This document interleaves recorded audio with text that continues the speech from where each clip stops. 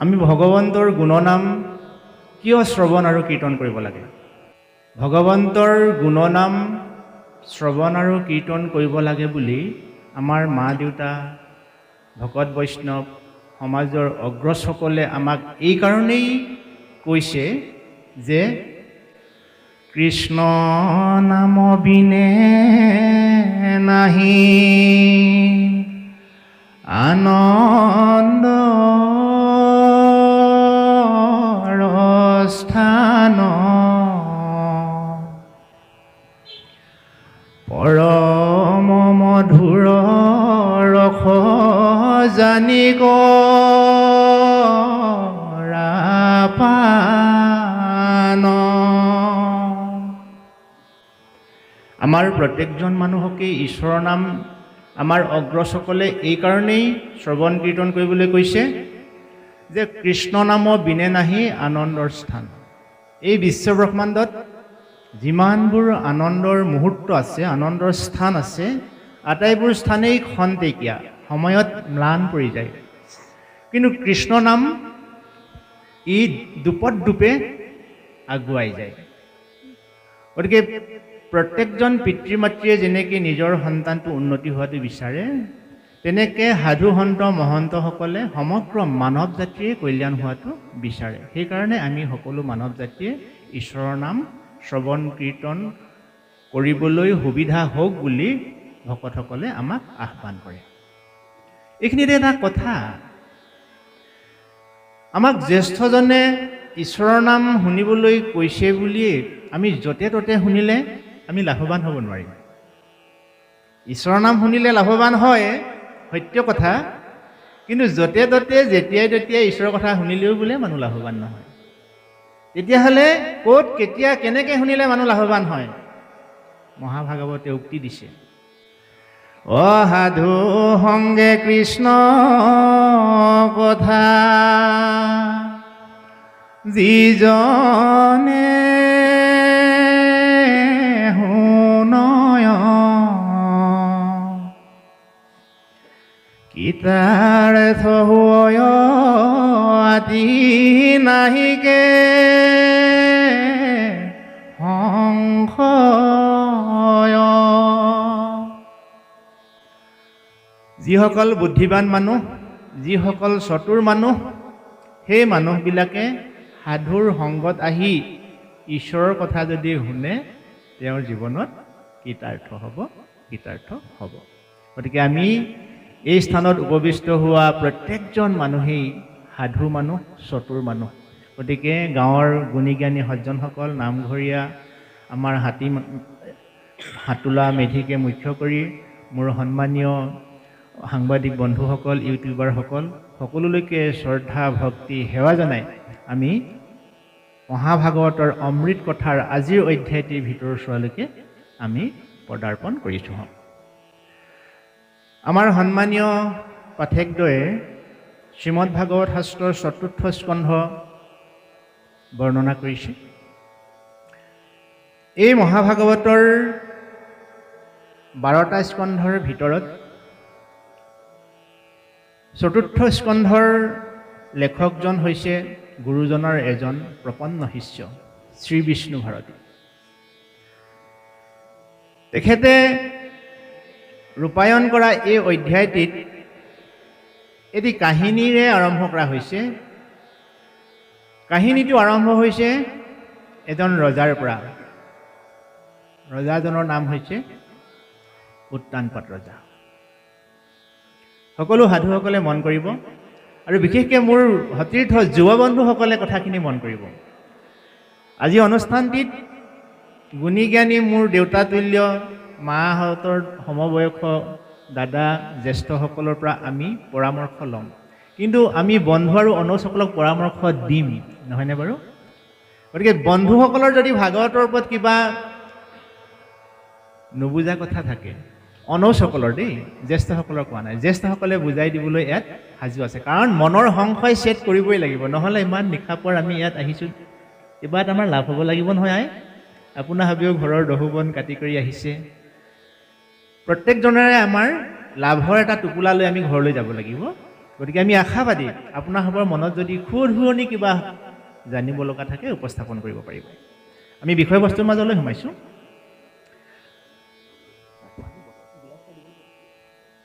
উত্তানপাত নামৰ এজন ৰজাই দুগৰাকী ভাৰ্যা বিবাহ কৰাইছিলে। এগৰাকীৰ নাম সুৰুচি আৰু এগৰাকীৰ নাম সুনীতি। দুগৰাকী ভাৰ্যা বিবাহ কৰাটোত কোনো অপৰাধ নাই যদি সমমৰ্যাদা দিব পৰা যায়। কিন্তু উত্তানপাতৰ ক্ষেত্ৰত তেওঁ সমমৰ্যাদাৰ প্ৰয়োগ কৰাত তেওঁ ব্যৰ্থ হ'ল। কাৰণ সুৰুচি, ৰুচি মানে কি? ৰুচি মানে প্ৰসাধনযুক্ত, দেখনীয়া, নহয়নে বাৰু? ৰোমান্টিকতা য'ত বেছি থাকে সেয়ে ৰুচি সম্পন্ন। আৰু উত্তানপাত ৰজাই সদায় ৰুচি সম্পন্নক বেছি গুৰুত্ব দিলে আৰু নীতি সম্পন্নক, সুনীতি, যি নীতিয়ে মানুহৰ জীৱন উত্তৰণ ঘটায় সেই নীতিক উত্তানপাত ৰজাই অকণমান কম গুৰুত্ব দিলে। সুৰুচিৰ পুত্ৰ হৈছে উত্তম আৰু সুনীতিৰ পুত্ৰ হৈছে ধ্ৰুৱ। এদিনাখনৰ কথা, ৰাজপ্ৰসাদত অগণন সাধু মহন্তৰ লগত মন্ত্ৰী পাৰিষদগণ, তাতেই তেওঁৰ মৰমৰ ভাৰ্যা সুৰুচি আৰু মৰমৰ সন্তান উত্তম। আমাৰ সচৰাচৰ জীৱনতো দেউতাকৰ কোলাত বহিবলৈ যেনেকৈ ল'ৰাবিলাকে বাউল হৈ থাকে, হেঁপাহ কৰে, আশা কৰে, ঠিক তেনেকৈ এটি শিশুতুল্য, শিশু মনৰ, শিশুসুলভ উত্তমেও দেউতাকৰ সেই উচ্চ আসনখনলৈ বুলি এবাৰ যায়, এবাৰ নামি আহি মাকৰ কোলাত বহে, আকৌ দেউতাকৰ ওচৰলৈ যায়, আকৌ তললৈ আহি মাকৰ ওচৰত বহে। এনেকৈ পাৰিষদগণ চাৰিওফালে বহি আছে আৰু সেই শুভ মুহূৰ্ততে সেই ৰাজসভাত উত্তানপাত ৰজাৰ কনিষ্ঠ পুত্ৰ ধ্ৰুৱই সমনীয়াসকলৰ লগত প্ৰৱেশ কৰিলেহি। ককায়েক উত্তমে যেতিয়া মাকৰ কোলাত আৰু দেউতাকৰ কোলাত আয়াজাত কৰি আছে, ধ্ৰুৱই ভাবিলে ময়ো দেউতাৰ ওচৰত গৈ অকণমান ৰাজআসনত বহোঁ। এই বুলি হেঁপাহ কৰি যেতিয়া আশাৰেৰে তেওঁ ৰাজ সিংহাসনলৈ বুলি দেউতাকৰ ওচৰলৈ গৈছিল, ৰাজ সিংহাসনৰ ষ্টেপটো সচৰাচৰ ৰাইজতকৈ অকণমান ওপৰত থাকে। মনৰ হেঁপাহত ধ্ৰুৱই দেউতা মোক দাঙি দি তোমাৰ ওচৰলৈ নিয়া না, এনেকুৱা ভাৱত হাতখন দাঙি দেউতাকৰ ওচৰত সিংহাসনত বহাৰ প্ৰয়াস কৰিছিল। আৰু সেই সময়তেই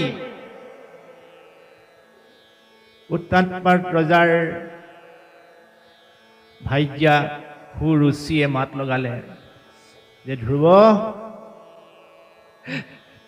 তই যি সিংহাসনৰ অধিকাৰী হোৱাৰ সপোন দেখি সেই সিংহাসনলৈ ঢাপলি মেলিছ, সেইখন সিংহা তোৰ বাবে নহয়, সেই সিংহাসনত মোৰ সন্তান উত্তমৰহে অধিকাৰ আছে।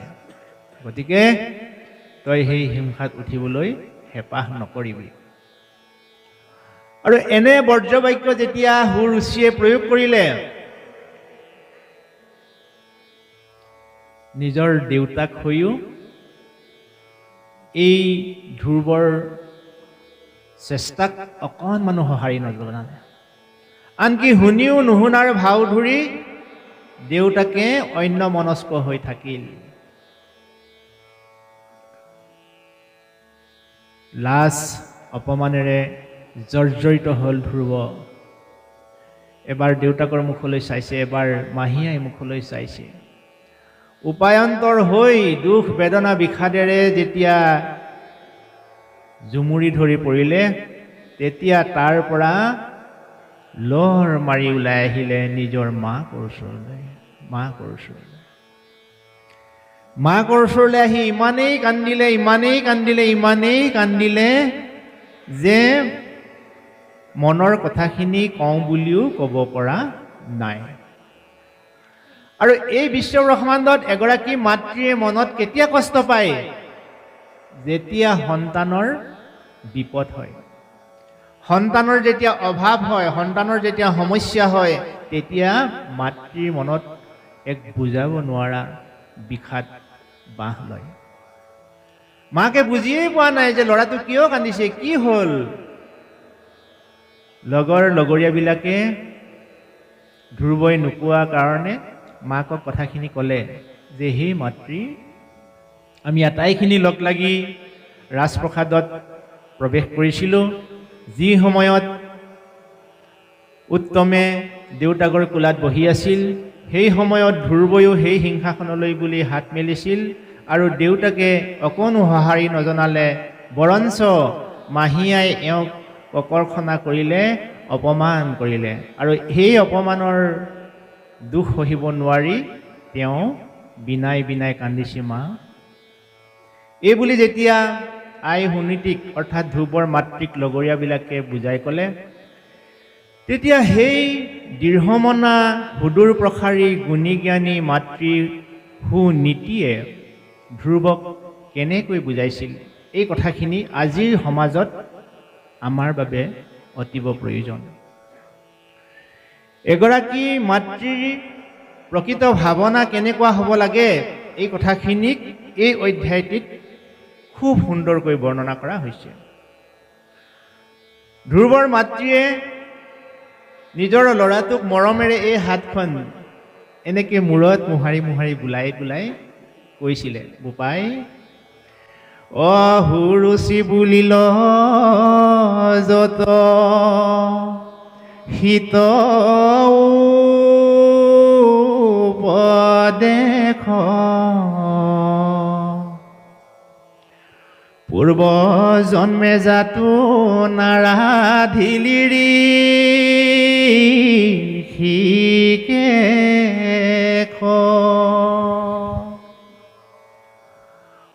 শিকাৰণে দুৰ্ভগাৰ গৰ্ভে ভৈলি যাত, ইজন্মত মাধৱক আৰাধা খ্যাত। বোপাই, তই বেজাৰ নকৰিবি শুন, তোক মাহীয়াই বেয়া কথা কোৱা নাই। বোপাই, সুৰুচি বুলিল যত হিত উপদেশ, পূৰ্ব জন্মে জাতো নাৰাধিলি ঋষিকেশ। সেইকাৰণে দুৰ্ভোগ আৰু গৰ্ভে ভৈলি জাত, ইজন্মত মাধৱক আৰাধা সাক্ষাৎ। গতিকে বোপাই, তই যদি পূৰ্বজন্মত ঈশ্বৰক আৰাধনা কৰিলিহেঁতেন, মোৰ দৰে দুৰ্ভগীয়া এগৰাকীৰ সন্তান তই নহ'লিহেঁতেন। গতিকে এতিয়াও সময় আছে বোপাই, ইজন্মত মাধৱক আৰাধা সাক্ষাৎ। কিয় এই জন্মত মাধৱক আৰাধনা কৰিব লাগে? কমল নয়ন এক নাৰায়ণ বিনে, তুৰইতো দুখ খন্দাই বেক পাৰে কোনে, যদিহে বাঞ্চ বোপাই উত্তম সম্পত্তি, ভজ দেৱে ভকত বচল যদুপতি। অতি তাৎপৰ্যপূৰ্ণ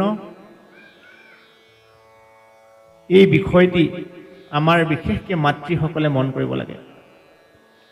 এই বিশ্ব ব্ৰহ্মাণ্ডত সন্তানে যদি বেছিকৈ গুৰুত্ব দিয়ে, নিজৰ মাকক বেছিকৈ গুৰুত্ব দিয়ে।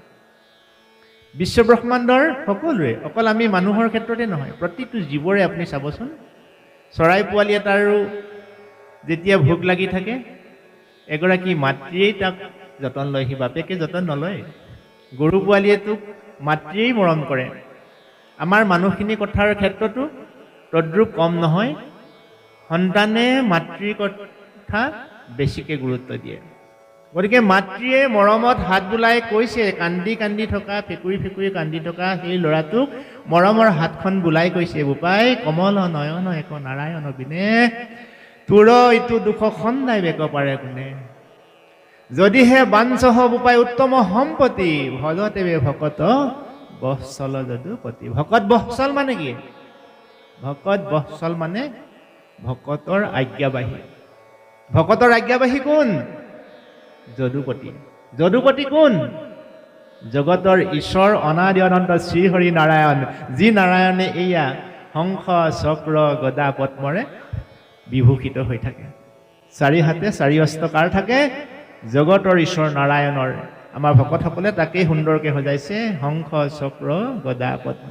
ভকত বৎসল, এই জগতৰ ঈশ্বৰজন ভকতৰ বৎসল, ভকতৰ আজ্ঞাবাহী। গতিকে ভকত বৎসল যদুপতিক যি মনুষ্যই ভজনা কৰে, সেই মনুষ্যৰ জীৱনত দুখ দুৰ্দশা অপায় অমংগল বহু দূৰ আঁতৰত থাকিব। মোৰ বন্ধুসকলে কথাষাৰ গম পালেনে? আমি জীৱনত কিয় ঈশ্বৰক সেৱা কৰিব লাগে? আমাৰ অগ্ৰজসকলে জানে, জ্যেষ্ঠসকলে ভকতসকলে জানে ঈশ্বৰক কিয় সেৱা কৰিব লাগে। কিন্তু আমি অনৌসকলে এইকাৰণেই আজি অনুষ্ঠানলৈ আহি আমি কথাটো জানিব লাগিব যে আমি ঈশ্বৰক কিয় সেৱা কৰিব লাগে। আমি যদি ঈশ্বৰক সেৱা কৰোঁ তেতিয়াহ'লে আমাৰ জীৱন উত্তৰণ হ'ব। যিটো কাম আনে কৰিব নোৱাৰে সেই কামটো মই কৰিব পাৰিম। কেতিয়া পাৰিম? যদি মই ভগৱন্তক সন্তুষ্ট কৰিব পাৰিছোঁ। আৰু ভগৱন্তক সন্তুষ্ট কৰিবলৈ হ'লে ভকতৰ যোগেদিহে সম্ভৱ হ'ব। ভকতৰ অবিহনে, সাধুৰ সংগৰ অবিহনে মানুহে ভগৱন্তক সন্তুষ্টি কৰিব পৰা নহ'ব। গতিকে সাধুৰ সংগৰ যোগেদি ভকত বৎসল ভগৱন্তক আৰাধনা কৰিব লাগিব, এই বুলি যেতিয়া মাতৃৰ মুখেৰে ধ্ৰুৱই গম পালে, তেতিয়া তেওঁৰ মনত এটা চিন্তা হ'ল যে কেনেকৈ তেওঁ ঈশ্বৰক আৰাধনা কৰিব। কিন্তু এটা কথা ঠিক যে মাহীয়াই কোৱা কথাখিনি আৰু নিজৰ মাতৃয়ে কোৱা কথাখিনি একেই হৈছে, যে ঈশ্বৰক আৰাধনা কৰাৰ বাদে মানুহে সফল জীৱনৰ গৰাকী হ'ব নোৱাৰে। এই কথাষাৰ তেখেতৰ মনৰ স্পটত বাঁহ ল'লে। গতিকে উপায়ন্তৰ হৈ এদিন মাছ নিশা ঘৰৰ পৰা তেওঁ গভীৰ অৰণ্যলৈ ঢাপলি মেলিলে। উদ্দেশ্য ঈশ্বৰ উপাসনা। দুৰ্গম স্থানত উপবিষ্ট হৈ দেখিলে চাৰিওফালে আন্ধাৰ বিষাদ ভৰা এটা পৰিৱেশ। আমি এটা কথা জানো যে ভগৱন্ত ভকত বৎসল। যিদিনাখন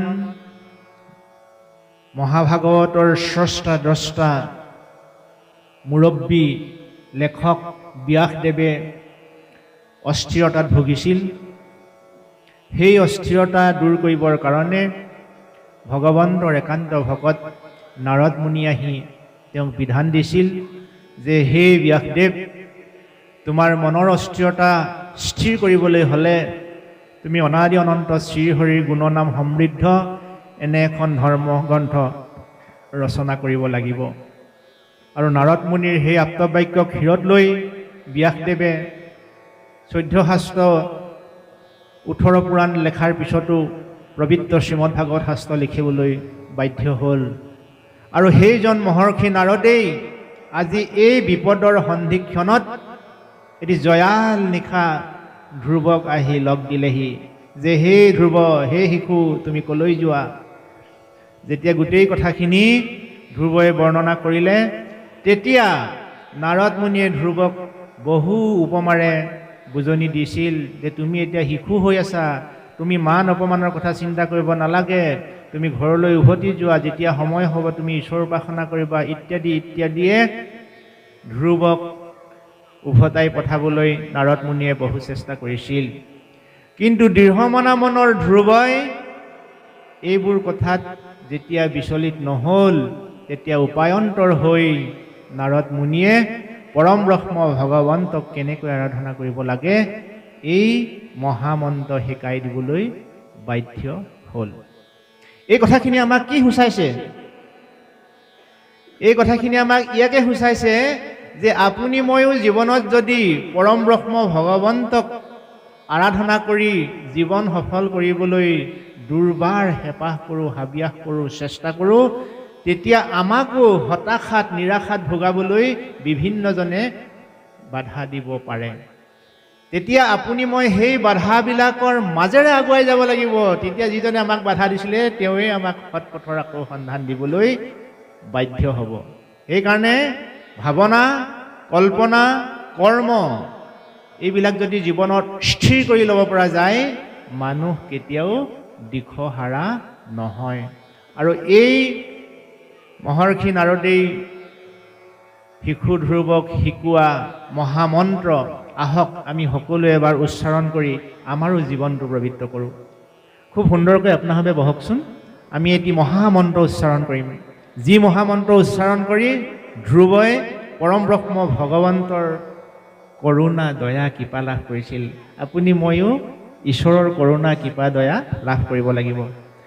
বৰ ভক্তিৰে আমি ঈশ্বৰক হাতযোৰ কৰি প্ৰণাম কৰোঁ। আমি এই মহামন্ত্ৰ 4 বাৰ উচ্চাৰণ কৰিম, সকলোৱে সহযোগ কৰিব।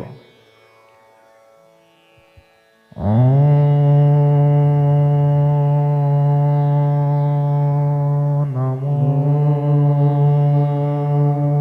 ভগৱতে বাসুদেবায়।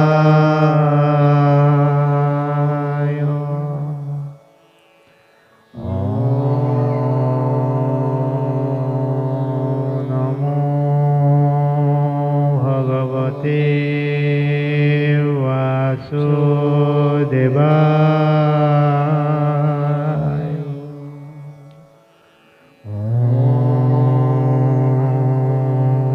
নমো ভগৱতে বাসুদেবায়।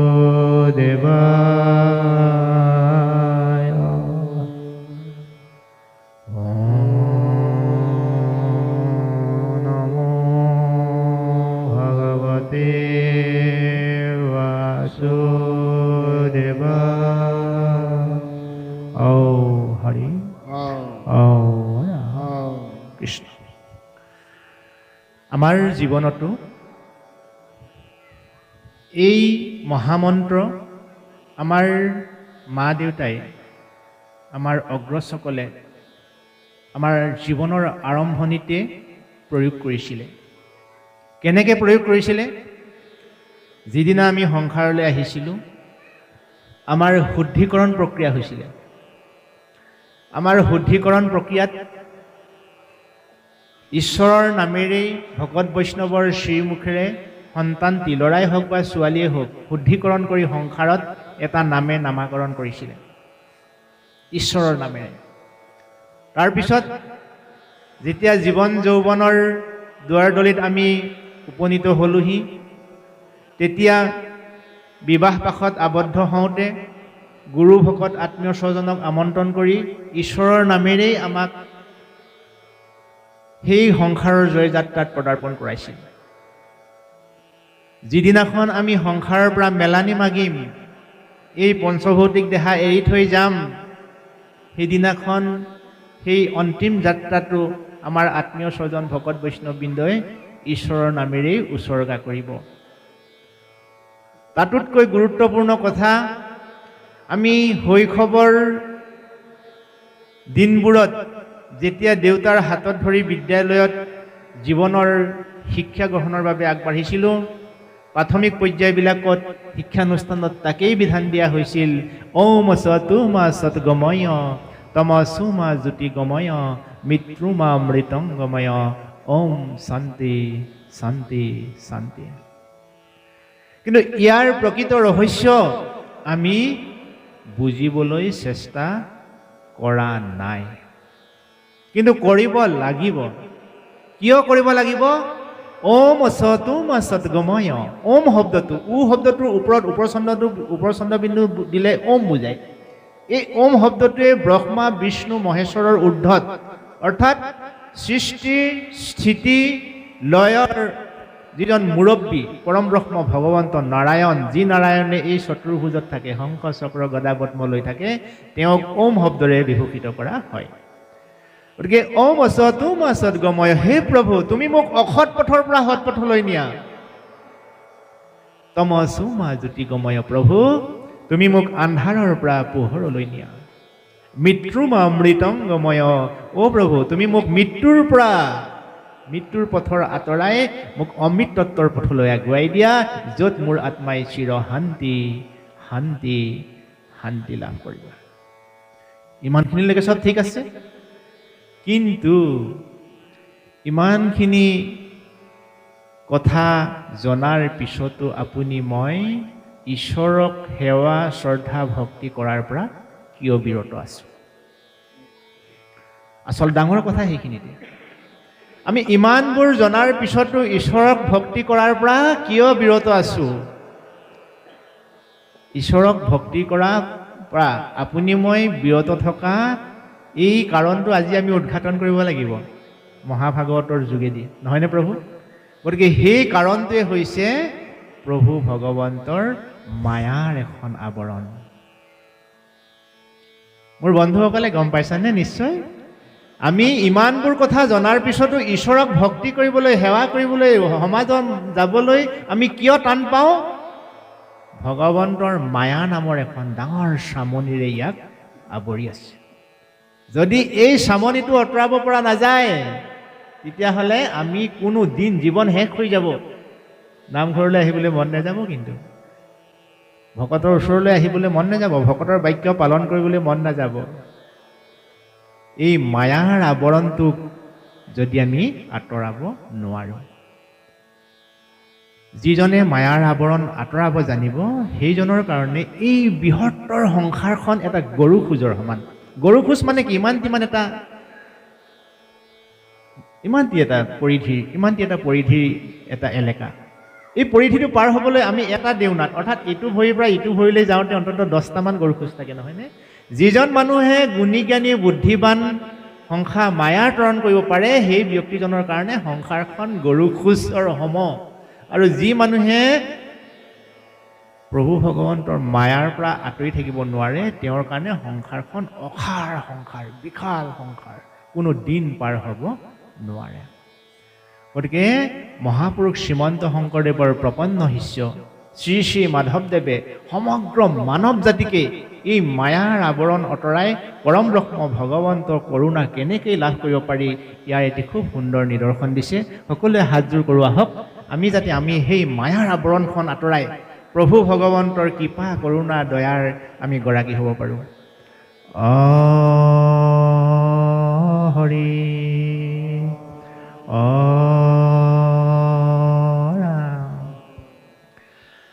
তোমাৰ মায়াৰে মন মোহিয়াছে,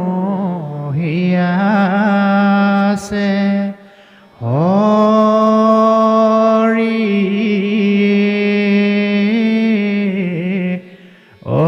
অজ্ঞান আন্ধাৰে পৰিয়া পাৰ নাপাওঁ ৰাম ৰাম, অভয় চৰণে হৰণ পখিলো, হৰি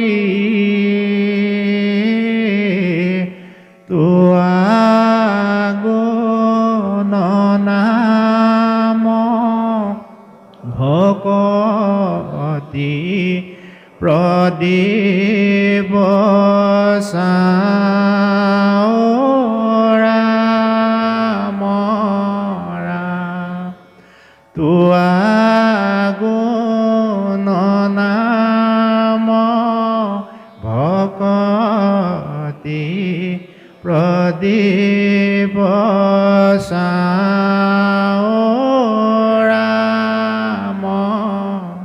ঔ হৰি। কৃষ্ণ কৃষ্ণ। ইমান সুন্দৰ উপমা, ইমান সুন্দৰ উপমা। চাওকচোন, ভগৱন্তৰ মায়াৰ সেই আৱৰণটো আঁতৰাবলৈ হ'লে ভগৱন্তৰ নামেৰেই ভগৱন্তক পুজিব লাগিব। বুজি পালেনে? তোমাৰ মায়াৰে মন মোহি আছে, তোমাৰ মায়াৰে মন মোহি আছে হৰিয়ে অজ্ঞান আন্ধাৰে পৰিয়া পাৰ। আমি অজ্ঞান আন্ধাৰত যে ডুব গৈ আছো, ইয়াৰ কাৰণটো হৈছে পৰম ব্ৰহ্ম ভগৱন্তৰ মায়াৰ প্ৰভাৱ। আৰু এই মায়াৰ পৰা আঁতৰাবলৈ, মায়াৰ পৰা যদি আমি আঁতৰিব পাৰোঁ, ওলাই আহিব পাৰোঁ, তেতিয়াহে ভগৱন্ত প্ৰাপ্তি হ'ম। তেতিয়া কি কৰিব লাগিব? অভয় চৰণে শৰণ পখিলো হৰিয়ে দিয়া মুকটোৱা ভকতি প্ৰদীপ। যি মনুষ্যই পৰম ব্ৰহ্ম ভগৱন্তৰ ওচৰত শৰণ পখা নাই, তেওঁৰ জীৱনত কেতিয়াও মায়া দূৰ নহয়, কেতিয়াও মায়া দূৰ নহয়, কেতিয়াও মায়া। আৰু মনুষ্য বুলি কওঁতে আমাৰ এটা ভুল ধাৰণা আছে, জাত পাতক লৈ, ভাষা ভাষিক লৈ, কলা বগাক লৈ, শিক্ষা দীক্ষাক লৈ, এইবিলাকো মায়া। মহাপুৰুষ শ্ৰীমন্ত শংকৰদেৱ এই ধৰাধামত 1449 খ্ৰীষ্টাব্দৰ যেতিয়া নগাঁও জিলাৰ বৰদুৱাৰ আলিপুখুৰী নামে ঠাইত পিতৃ কুসুম্বৰ ভূঞা, মাতৃ সত্য সন্ধ্যাৰ সন্তান হিচাপে সংসাৰলৈ আহিছিল, সেই সময়ত চাৰিওফালে হিংসাৰ দাবানল আছিল। ভাষা ভাষিক লৈ, ধৰ্মক লৈ, উচ্চ নিচক লৈ, জাত পাতক লৈ। মহাপুৰুষ শ্ৰীমন্ত শংকৰদেৱে তাৰ ইমানেই নিৰ্মূল কৰিবলৈ প্ৰয়াস কৰিও তেওঁ বাৰে বাৰে ব্যৰ্থ হৈছিল। কিন্তু তেখেতে সমগ্ৰ মানৱ জাতিৰ হৈ প্ৰতিনিধিত্ব কৰিছিল। নিজৰ জীৱনৰ কথা তেওঁ ব্যক্তিগতভাৱে ভবা নাছিল। সমগ্ৰ মানৱ জাতিক যদি একতাৰ দোলেৰে একেখন মঞ্চলৈ আনিব পৰা নাযায়, গতিকে মানৱীয় প্ৰমূল্যবোধ যদি মানৱৰ অন্তৰত জাগৃত কৰি দিব পৰা নাযায়, তেতিয়াহ'লে পৰম ঈশ্বৰ ভগৱন্তই জীৱশ্ৰেষ্ঠ মানুহ হিচাপে আমাক সংসাৰলৈ পঠিওৱা মূল্যই বা থাকিব ক'ত?